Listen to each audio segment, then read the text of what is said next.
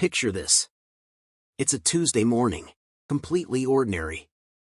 You wake up, make coffee, open your phone, and the first thing you see is a notification. Then another. Then 10 more.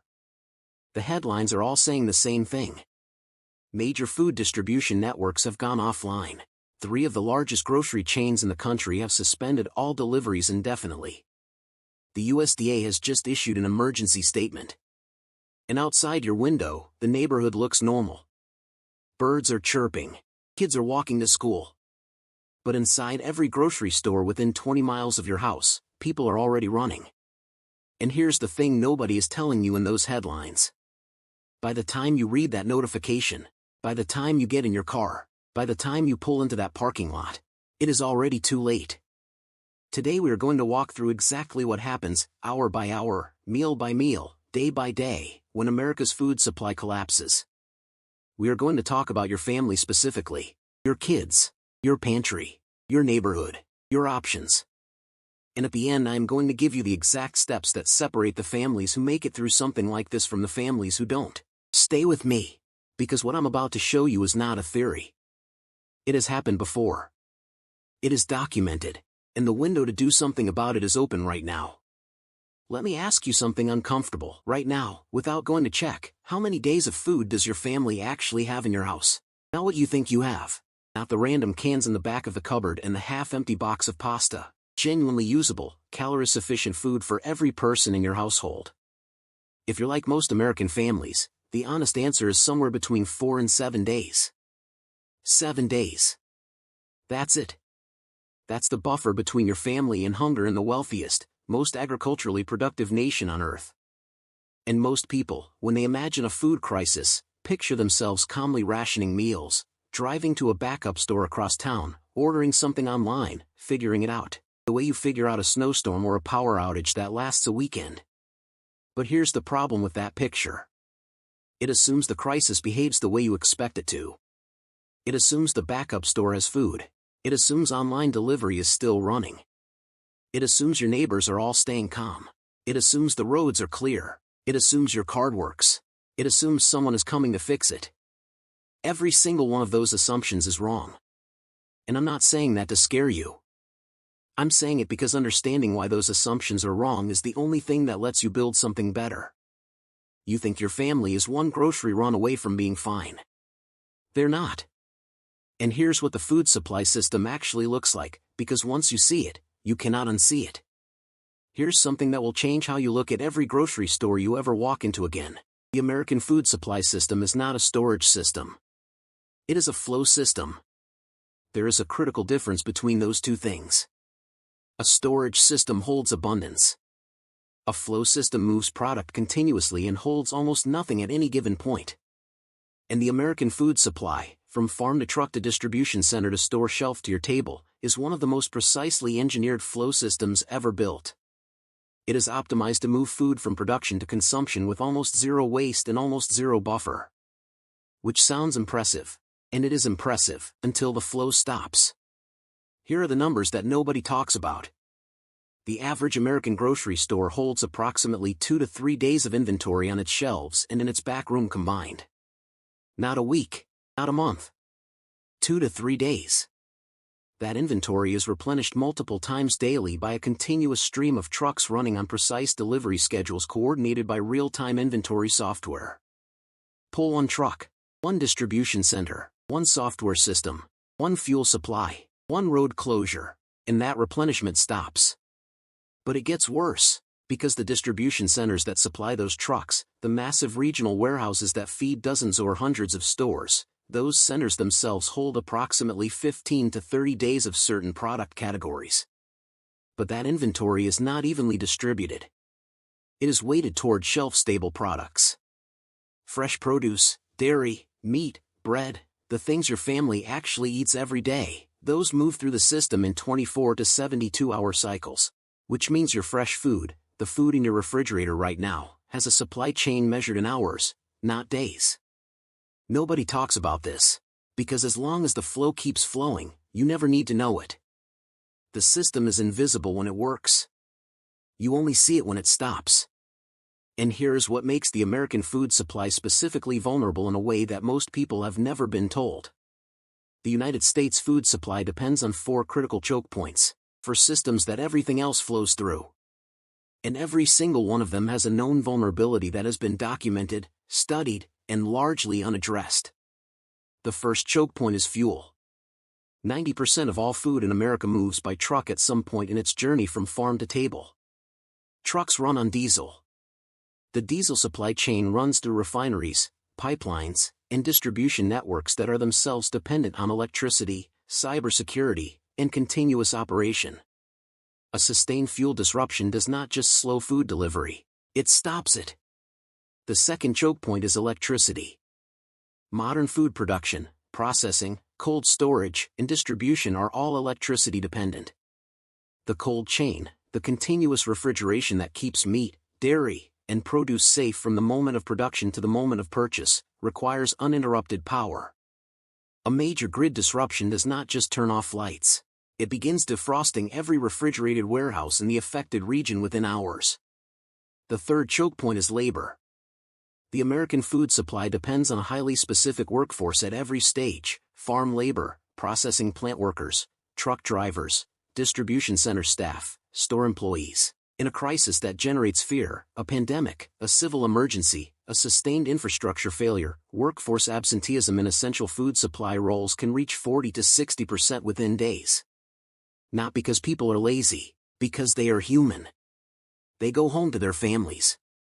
The fourth choke point is the just-in-time software systems that coordinate the entire flow. The inventory management, the delivery scheduling, the demand forecasting, it all runs on networked software systems. A coordinated cyber attack on food distribution infrastructure is not a hypothetical.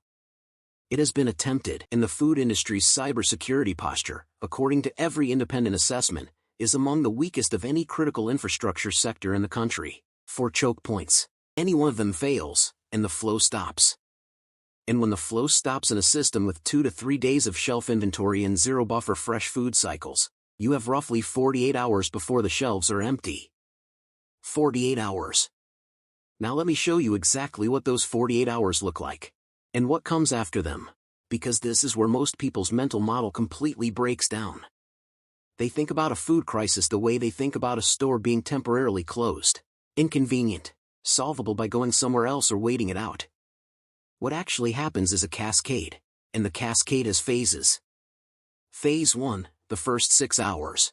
The moment credible information about a food supply disruption reaches the public, through news, social media, word of mouth, it doesn't matter, a specific and well-documented human behavior activates immediately: panic buying. And panic buying does not behave the way rational resource allocation would suggest. Studies of every major food panic buying event in modern history, from COVID-19 in early 2020 to the bread and milk runs before every major American snowstorm, show the same pattern every time. Panic buying by 10 to 15% of a population is sufficient to empty retail shelves that were designed to serve 100% of that population for 2 to 3 days, within 4 to 6 hours. Read that again. 10 to 15% of people panic buying empties the store for everyone in 6 hours or less. You do not need a majority of people to panic. You do not need widespread chaos. You need 1 in 10 of your neighbors to decide they are going to buy more than they need, and the shelves are gone before you get there. And here is the psychological mechanism that makes this unstoppable once it starts. When people see empty shelves, even partially empty shelves, it triggers a scarcity response that is hardwired into human psychology. Empty shelves are not just an inconvenience. To the human brain, empty shelves are a signal of danger. And the brain's response to danger signals is not measured and rational. It is fast and acquisitive. So the 10% who panic buy create partially empty shelves. The partially empty shelves trigger the scarcity response in another 20% who were not initially panicking. Those 20% now also panic buy, which empties the shelves further, which triggers the remaining population. This is not a theory. This is a documented feedback loop. It has played out in every food panic event on record, and it accelerates faster than any distribution system can respond to. By hour 6, in a genuine food supply disruption, the shelves in your nearest grocery stores are effectively bare of high-demand items. Bread, milk, eggs, meat, rice, Canned goods, bottled water, gone. Phase 2, hours 6 through 24. Here's where it gets more serious, and where most families are completely unprepared. The stores that still have partial inventory begin implementing purchase limits. Lines form before opening. Some stores close entirely either because they have nothing left to sell or because their staff has gone home. But here is the thing that almost no one factors in: the gas stations. Gas stations in America hold between 1 and 3 days of fuel inventory at normal consumption rates. In a crisis, consumption rates are not normal. Every family that decides to drive to the next town, the next county, the next state to find food, adds to the fuel demand. Every generator being run to preserve refrigerated food adds to fuel demand. Every emergency vehicle adds to fuel demand. Within 12 to 18 hours of a confirmed food supply crisis, gas stations in affected areas begin running out of fuel, and the lines at the gas stations that still have fuel become hours long. Now you have a family that cannot find food locally, and may not be able to travel to find it elsewhere. And it gets worse. Within the same 12 to 18 hour window, ATMs begin running out of cash as people withdraw everything they have. Card payment systems become overloaded and intermittently fail, and the cash-only economy that emerges in the gaps favors people who already had cash, not people who are arriving at empty stores with a debit card and a prayer. Phase 3, days 2 through 7. By day 2 of a genuine food supply collapse, the crisis has moved beyond the grocery store. It has entered the home. And this is where family dynamics become the determining factor in outcomes. Families with no food storage are now rationing what they have. The question is no longer what do we want for dinner, it is how do we stretch what we have as far as it will go. And most families, most American families, in the wealthiest country on earth, have never had to answer that question before. The psychological impact of food insecurity on families, particularly on children, is documented and severe. Children who experience even short-term food insecurity show measurable increases in anxiety, behavioral changes, sleep disruption, and developmental stress. Adults making decisions under food stress make measurably worse decisions than they make under normal conditions. This is not weakness. This is biology. The human brain under caloric stress prioritizes immediate survival over long-term planning. Which means the families who are rationing from day 2 are not just hungry, they are cognitively impaired at the exact moment they most need to think clearly. Meanwhile, and this is the part nobody talks about, the medical system is beginning to feel the pressure. Hospitals operate their own food service operations. Those operations depend on the same supply chains as everyone else. Hospital food service disruptions begin within 72 hours of a supply chain failure, and hospitals are simultaneously seeing increased admissions, people with diet-dependent medical conditions whose management depends on specific foods, diabetics, people with severe allergies, infants who depend on formula, baby formula. Let me stop on that for a moment, because this is the single most acute vulnerability in an American food supply collapse that nobody talks about enough. The United States infant formula supply is produced by 4 manufacturers. 4. Those 4 manufacturers supply essentially the entire country. The formula supply chain demonstrated its catastrophic vulnerability in 2022 when a single plant closure created a nationwide shortage that lasted months and endangered infants across the country. In a full supply chain collapse, families with infants are facing a crisis within their crisis that has a biological time pressure that adults do not face. An infant cannot wait. An infant cannot be told to ration. An infant's nutritional needs do not pause because the system has failed. This is documented. This is real. And in a genuine food supply collapse, it is one of the first and most serious family-level emergencies that emerges. Phase 4, Week 2 through Month 1. By Week 2, the crisis has fully restructured daily life.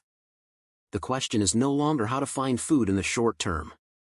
It is how to source food in a new environment where the old system is not functioning.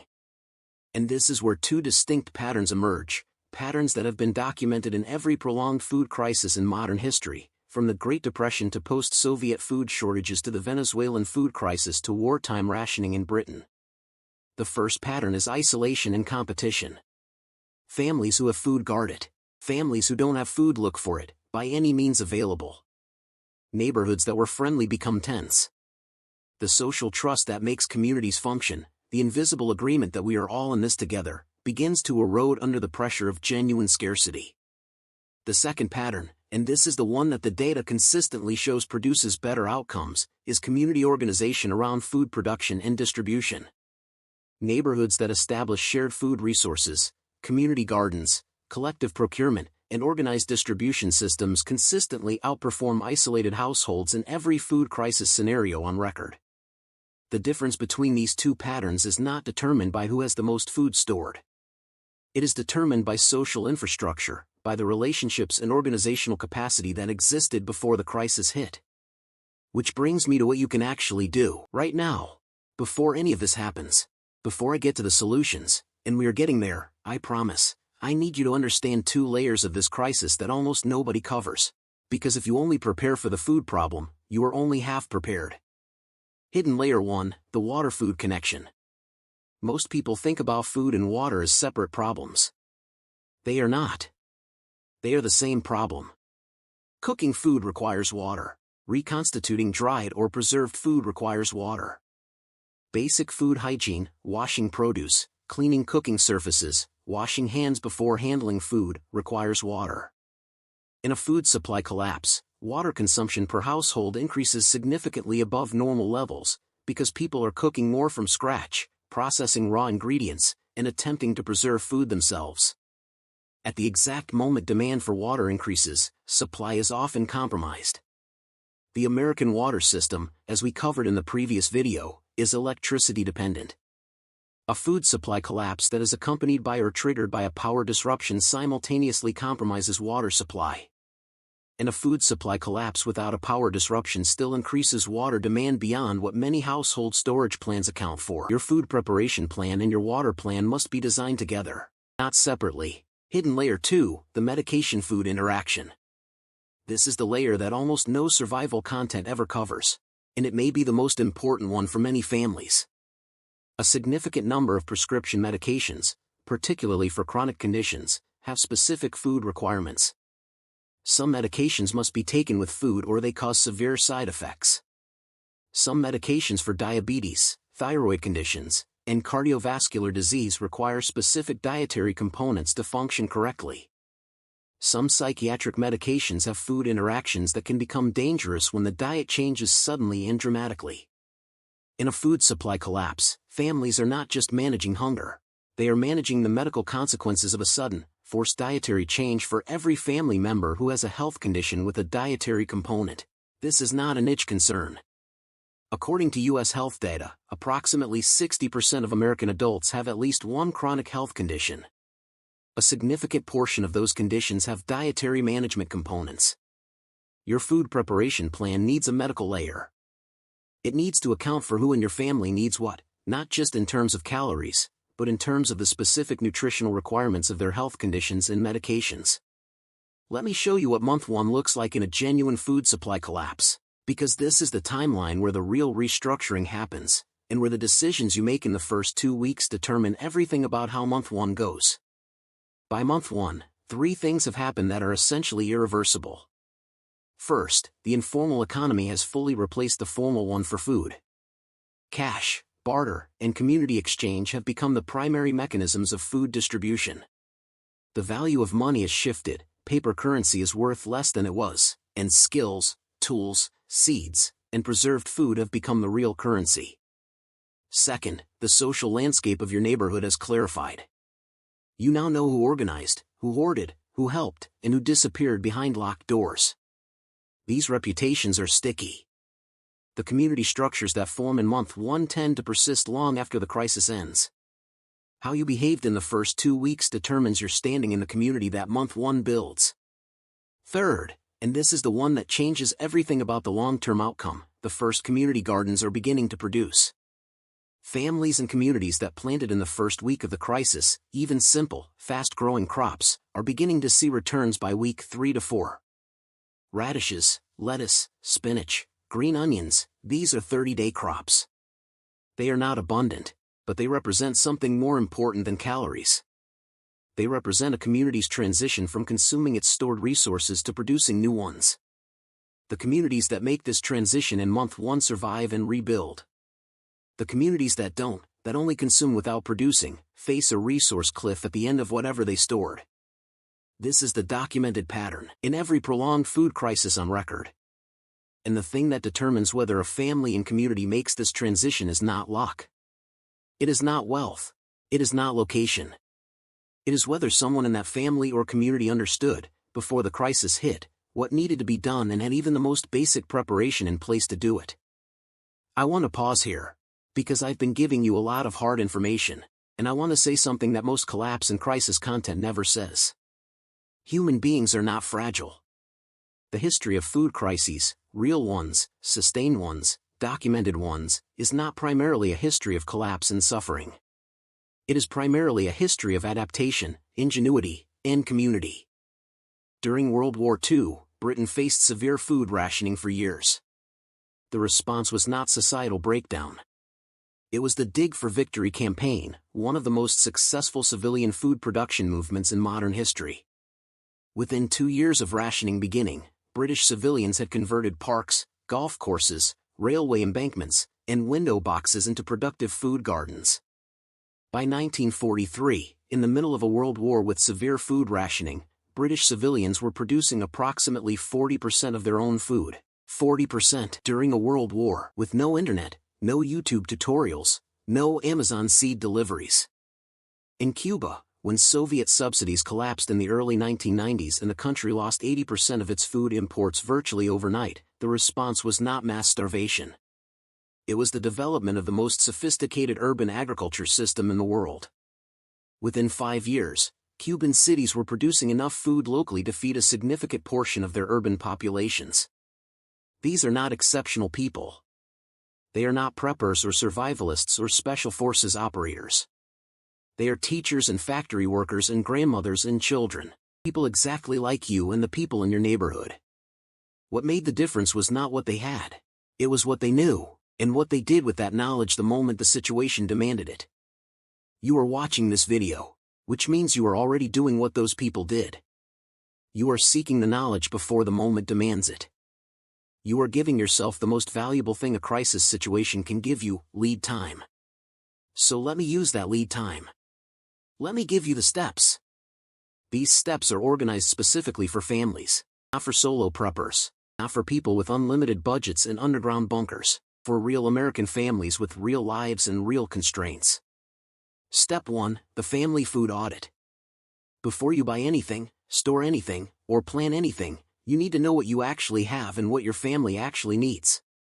Spend 1 hour this week doing a complete food audit of your home.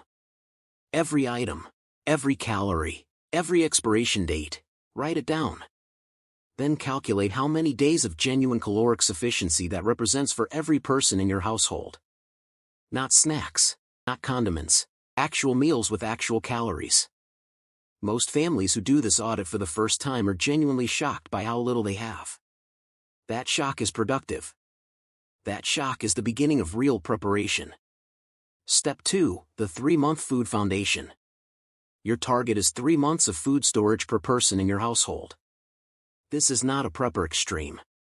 This is the recommendation of every major emergency management organization in the developed world, including FEMA, the CDC, and equivalent organizations in the UK, Canada, and Australia. Most people start with 72 hours, then 2 weeks, then a month, then 3 months. The goal is to build incrementally, adding to your storage with every grocery run rather than making one overwhelming purchase. The foundation of your 3-month supply is simple and inexpensive. Rice, dried beans and lentils, oats, canned vegetables, fruits, and proteins, cooking oil, salt and basic spices, honey. These are calorie-dense, nutrition-sufficient, long shelf-life foods that are available at any grocery store and cost a fraction of specialty survival food. A 3-month food supply for a family of 4 built from these basics costs approximately $300 to $500 built incrementally over 2 to 3 months of normal shopping. Less than most American families spend on eating out in a single month. Step 3, the water food integration. As we covered, your food plan and your water plan must work together. For every person in your household, store a minimum of 1 gallon of water per day for drinking and basic cooking. For a family of 4 with a 3-month food supply, That is 360 gallons of water. That is not all storable in the average home, which means your water plan must include a renewable source component, a gravity-fed water filter capable of processing natural water sources, streams, rivers, rainwater, into potable water, a rain collection system, knowledge of the nearest natural water sources within walking distance of your home. Your water investment for a family of 4, a quality gravity filter, collapsible collection containers, and enough stored water to bridge the gap while your renewable source is established, is approximately $100 to $200. It may be the most important $200 your family ever spends. Step 4, the medical food plan. For every person in your household with a chronic health condition, make a list of their specific dietary requirements as they relate to their condition and their medications. Then build a separate food storage component that specifically addresses those requirements.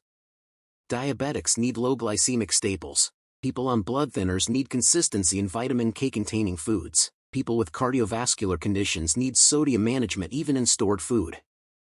This is not complicated, but it requires sitting down with the specific needs of your specific family members and thinking it through before the moment you need to know it. If you have an infant or a young child, your formula and early nutrition supply planning is not optional, it is the first thing you address before anything else. Given the documented vulnerability of the U.S. formula supply chain, a 2 to 3 month supply of formula for any infant in your household is a genuine emergency preparedness item, not an excess. Step 5, the family food production plan. This is the step that takes you from surviving to rebuilding. Every family, regardless of how much outdoor space they have, has some capacity for food production. A small raised bed in a backyard, container gardens on a balcony or patio, window boxes, even indoor growing systems under LED lights. The goal is not to replace your food storage with home production. The goal is to begin the transition from consuming your storage to supplementing it with production as early as possible. Start with the fastest growing, most calorie and nutrition-dense crops for your climate zone. Leafy greens, radishes, green onions, herbs, these are 30-day producers. Root vegetables, beans, squash, these are 60 to 90-day producers. Even a 10 square foot growing space, managed well, can produce meaningful supplementary nutrition. Learn your USDA hardiness zone. Learn the first and last frost dates for your specific location. These 2 pieces of information are the foundation of any food production plan, and they are available free online. And if you have outdoor space, regardless of how it looks right now, begin treating it as a potential food production asset. Not tomorrow, not when things get bad. Now. Step 6, the neighborhood food network. This is the step that multiplies everything else. One family with 3 months of food storage is a family with 3 months of food. 10 families on a street who each have 3 months of food storage and coordinate their resources, skills, and production, are a community with resilience that extends far beyond what any single family can achieve. The research on community food resilience, from disaster response studies to historical crisis analysis, consistently shows that networked communities outperform isolated households in food crisis outcomes by a significant margin. You do not need a formal organization. You need relationships and basic coordination. Know which neighbors have gardens. Know which neighbors have specific food knowledge, canning, preservation, fermentation, foraging. Know which neighbors have medical knowledge relevant to food and nutrition. Know who on your street has infants. Know who has elderly family members with specific dietary needs. This knowledge network costs nothing to build. It requires only that you introduce yourself, have the conversations, and begin to see your neighborhood as a collective resource rather than a collection of separate households. And here is the counterintuitive truth that the data keeps proving: the neighborhoods that fare best in food crises are not the wealthiest neighborhoods or the most remote ones. They are the most connected ones, the ones where people know each other by name, where there is social trust, where cooperation is a reflex rather than a last resort. Build that now, before you need it. Step 7, the financial food buffer. Food security and financial security are not separate problems in a crisis. They are the same problem. In a food supply disruption, the ability to acquire food through whatever channels remain available, barter markets, community exchange, alternative suppliers, direct farm purchase, depends on having something to exchange. In the early stages, that means cash. In the later stages, it means skills, tools, preserved food, and seeds. Keep a minimum of 2 to 4 weeks of cash-equivalent household expenses in physical cash at home, not in a bank account, in physical cash.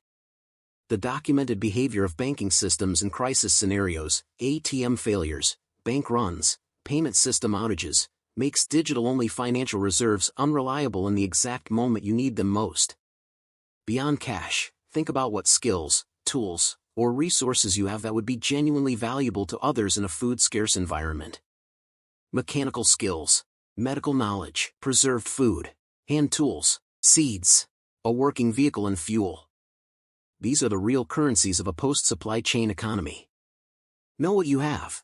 Know what it is worth to others. That knowledge is a form of financial preparation that costs nothing and depreciates at 0%. Here's what you now understand that most American families do not. You understand that the food supply system that feeds your family every day is not a storage system, it is a flow system, and it holds 2 to 3 days of inventory at any given point. You understand the cascade, how a disruption in fuel, electricity, labor, or software can empty those shelves within 48 hours, and how the panic buying feedback loop accelerates that emptying faster than any distribution system can respond. You understand the phases, the first 6 hours, the first 24 hours, the first week, the first month, and what each phase demands from a family that wants to come through it intact. You understand the hidden layers, the water-food connection, the medication-food interaction, the infant formula vulnerability, that most crisis preparation content never covers. You understand the human factor, that the history of food crises is not primarily a history of collapse. It is a history of adaptation, of community, of human beings who faced something hard and built something new. And you now have 7 specific, actionable, family-focused steps that you can begin implementing this week. Not someday. This week. The food audit, the 3-month foundation, the water integration, the medical food plan, the family production plan, the neighborhood network, the financial buffer. None of these steps require wealth. None of them require moving. None of them require a dramatic change to your current life. They require awareness, intention, and the decision to begin. Here's what I want you to sit with. Every family in the historical examples we talked about, the British families who turned their window boxes into gardens, the Cuban families who transformed their cities into farms, the communities who came through every food crisis in the record books, every single one of them faced the same choice you are facing right now. They could acknowledge the vulnerability and do something about it, or they could decide it would never happen to them and do nothing. The families who acknowledged it, who did something with the knowledge even before the crisis arrived, those are the families whose stories get told as examples of human resilience. The families who looked away, those families faced the same crisis with no lead time, no preparation, and no options. You have lead time right now. You are watching this before the notification arrives, before the headlines break, before the parking lot is already full and the shelves are already bare. That lead time is the most valuable thing you have. What are you going to do with it?